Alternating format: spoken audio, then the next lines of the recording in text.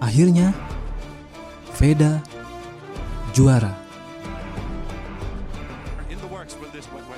Balapan seri kelima Asia Talent Cup di sirkuit Sepang, Malaysia justru jadi salah satu pembelajaran terbaik untuk Veda bagaimana menghadapi situasi balap. Diharapkan bisa mengunci juara Asia Talent Cup pertama dari Indonesia sejak race ke-1, namun ia harus bersabar menunggu hingga race kedua. Veda harus crash pertama kalinya di balapan musim ini dan gagal meraih poin di balapan race ke-1 saat ia mulai nge-push dan membuat jarak dari rombongan. Tapi itu hanya penunda sementara untuk Veda. Esok harinya, Veda sudah kembali ke mode tempur terbaiknya dan tak tertandingi di balapan kedua untuk menjadikannya juara Asia Talent Cup 2023. Dengan itu, gua mau menobatkan, inilah bakat terbaik Indonesia saat ini. Mungkin sirkuit Sepang bukan tempat terbaik Veda. Musim lalu pun, pada race 1, Veda crash di tikungan kedua dan gagal finish. Kali ini kembali terulang. Race 1 berlangsung di Sabtu sore setelah balapan sprint MotoGP. Cuaca saat itu hujan, menjadikan balapan lebih tricky bagi semua pembalap. Start dari posisi 5, Veda start dengan baik dan mencoba bermanuver di tikungan pertama, hingga ia sempat ada di posisi ketiga. Mirip seperti race di MotoGP lalu, awal-awal balapan, para pembalap Jepang menguasai barisan depan. Ada Shinya Izawa, Takahira, Zen Mitani, Amon Odaki, dan diikuti Veda. Namun, bedanya, Veda tidak beraksi seperti di MotoGP. Sejak lap awal, Veda udah langsung bertarung dengan para rider rombongan terdepan. Veda tampak ngotot untuk berada di tempat terdepan. Saat di MotoGP, Veda bermain tenang dan santai, ada di barisan belakang rombongan. Namun, ketika saatnya tiba, ia menusuk masuk melewati pembalap satu persatu, seperti yang pernah gua ulas di video sebelumnya. Aksi ngotot dan agresif Veda langsung berbuah hasil. Ia bisa memimpin balap sejak awal lap kedua. Ia bermanuver di tikungan 1 untuk overtake Shinya Izawa. Begitu memimpin, Veda langsung membuat jarak. Terlihat ia sangat nge-push motornya. Benar aja, Veda crash di tikungan ke-6, sebuah tikungan tepat ke kanan, hingga membuatnya berguling-guling beberapa kali. Veda tampak kesel banget saat itu. Pelajaran sangat bagus buat Veda. Ia harus lebih memperhatikan lagi situasi balapan. Bagaimana kondisi grip ban di aspal, apa sudah siap untuk mulai diajak nge-push. Padahal, cara Veda balapan basah di MotoGP udah bagus banget dan matang. Kenapa nggak bikin kayak gitu lagi aja ya? Bisa jadi juga, dari awal memang strategi balap Veda mau ketok palu. Segera ambil posisi terdepan, terus langsung buat gap sejauh mungkin, seperti beberapa kali cara menang balapan Veda. Tapi gua rasa, kalau dengan strategi seperti itu di balapan basah, agak sedikit overconfident. Balik lagi, ini pastinya akan jadi pembelajaran bagus buat Veda ke depannya. Balapan basah bikin banyak pembalap crash. Hanya 10 pembalap yang menyelesaikan balapan. Akhirnya, Amon Odaki berhasil menang mengalahkan Shinya Izawa. Ekspresi yang super excited dari Odaki menggambarkan betapa sukacitanya dia akhirnya bisa menang balapan pertama kali musim ini. Karena kebanyakan musim ini, Amon Odaki lebih sering dibuat meratapi kekalahannya dari Veda. Dengan hasil ini, jarak poin Veda dengan Amon Odaki di posisi kedua menjadi 55 poin. Veda harus mencoba memastikan gelarnya di race kedua esok hari. Pada race kedua yang berlangsung minggu pagi, cuaca cukup kondusif dan cerah. Veda start dengan baik. Sedikit senggolan dengan Shinya Izawa, namun Veda bisa menusuk ke posisi kedua.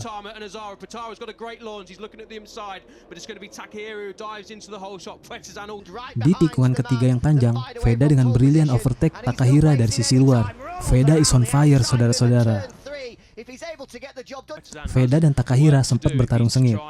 Dari awal lap ketiga, justru Veda terdampar di posisi ke-6 melawan 5 pasukan Jepang. Pada awal lap 4, Veda langsung berusaha memperbaiki posisi. Serangan-serangan dilancarkan Veda kepada rider di depannya. Di lap kelima, Veda sudah kembali memimpin rombongan. Determinasi Veda tidak berkurang sedikit pun. Manuver late braking Takahira sempat mengambil alih posisi pertama, tapi Veda lagi-lagi bisa balas overtake dari sisi luar yang bikin komentator takjub. Di lap ke-6, giliran Amon Odaki yang bikin blok pas bagus di tikungan 9, yang bikin Veda kegeser ke posisi 3. Tapi nggak lama, Veda yang agresif udah bisa balik lagi mimpin di akhir lap ke-6. Awal lap ke-7, Veda mulai bisa membuat jarak dari para gerombolan pembalap Jepang. Veda menemukan momentumnya, sementara para pembalap Jepang asik saling bertarung antara mereka sendiri. Jadi lebih mudah untuk Veda membuat jarak. Awal lap ke-8, Veda hampir aja bikin jantung semua fans di Indonesia copot ketika ia slip karena sedikit menginjak klub lintasan. Untung masih bisa dikontrol dengan baik oleh Veda. Tapi Ezawa justru low side di tikungan ini. 3 lap tersisa, Veda ngacir 1,9 detik dari rombongan Jepang yang tersisa 4 orang. Veda mencatat fase lap dengan 2 menit 18,354 detik. Itu bahkan 1,1 detik lebih cepat dari Amon Odaki di posisi kedua. Akhirnya, Veda berhasil memenangi race kedua ini, sekaligus memastikan gelar juara Asia Talent Cup 2023, yang juga merupakan gelar pertama untuk Indonesia. 7 kemenangan mengantarkan si nomor 7 menyamai jumlah kemenangan Tayo Furusato pada 2021, serta jumlah poin yang melewati perolehan poin terbanyak sebelumnya milik Ayumu Sasaki dengan 203 poin. Tentu rekor ini masih bisa bertambah karena masih ada 2 balapan terakhir di Losail, Qatar. Ya, sedikit demi sedikit kita mulai melihat prestasi-prestasi terbaik pembalap Indonesia. Jika di masa lalu, pembalap kita hanya bisa juara di motor bebek underbone, kemudian merangkak bisa menguasai sport 250cc. Hingga tahun lalu, akhirnya Andi Gilang bisa menjadi juara Super Sport 600 Asia. Tahun ini, giliran Veda sumbang gelar untuk Indonesia setelah musim ke-10 Asia Talent Cup digelar. Dari banyaknya wakil Indonesia mulai dari Wilman Hamar, Gary Salim, Andi Gilang, Irfan Ardiansah, almarhum Afriza Munandar, Mario Aji, Aden Anta Putra, Herjunatna Firdaus, Fadilah Arbi Aditama, baru di Veda Ega Pratama yang sukses bawa pulang gelar juara.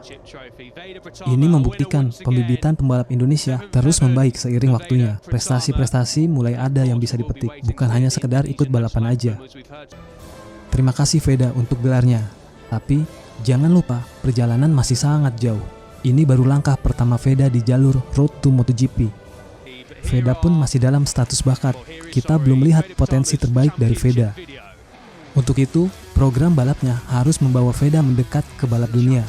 So, udah saatnya Veda balapan di Eropa. Buat teman-teman yang ngebet bilang, Veda harus ke Moto3. Stop, jangan ngaco. Regulasi di Moto3 adalah ridernya minimal berumur 18 tahun. Veda baru akan berumur 15 pada 23 November nanti. Jadi, Veda masih di bawah umur. Lagi pula, level dunia masih jauh dari level Veda saat ini. Masih ada waktu 3 tahun lagi proses menyiapkan Veda menuju level dunia. Balapan Eropa paling dekat dan ajang yang sudah pasti menjadi jalur pembibitan pembalap Astra Honda adalah Red Bull Rookies Cup dengan motor KTM RC250 GP. Bisa dibarengi dengan ajang FIM Junior GP di kelas European Talent Cup dengan motor Honda NSF 250R seperti yang dia gunakan di Asia Talent Cup. Ini juga merupakan jalur yang ditempuh Hakim Danis, rival bebuyutan Veda musim lalu. Ketika nanti berumur 16, baru Veda bisa mengikuti kelas Junior GP, kelas yang sudah sangat dekat dengan Moto3, karena regulasi kelas ini minimal umurnya adalah 16 tahun. Buat teman-teman fans Veda, gue mau ingetin sekali lagi, untuk menurunkan sedikit level ekspektasi kalian ketika Veda main di Eropa nanti, karena level persaingan Eropa sudah hampir mirip dengan Grand Prix. Jadi, lupakan harapan kita akan langsung melihat Veda bersaing ketat dengan pembalap terdepan seperti di Asia Talent Cup. Kita bisa melihat Veda konsisten di 10 besar aja, udah bagus banget. Paling dekat, kita bandingkan hasil Hakim Danis di European Talent Cup. Ia turun full sejak 2022 dan mampu tampil cukup baik serta konsisten, hingga ia bisa berada di posisi ke-7 klasmen akhir. Namun, di musim ini, ia tampil kurang baik dan beberapa kali gagal finish, ataupun finish di luar zona poin, dan hanya mampu berada di posisi ke-17 di klasmen. Hakim Danis yang juga berbakat dan luar biasa seperti Veda, ketika di Eropa pun sangat kesulitan.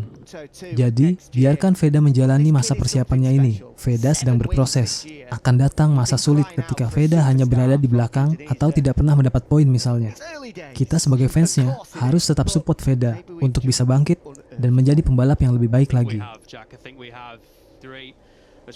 Terima kasih sudah mampir di Garasi Roda 2. Kita ketemu di video berikutnya.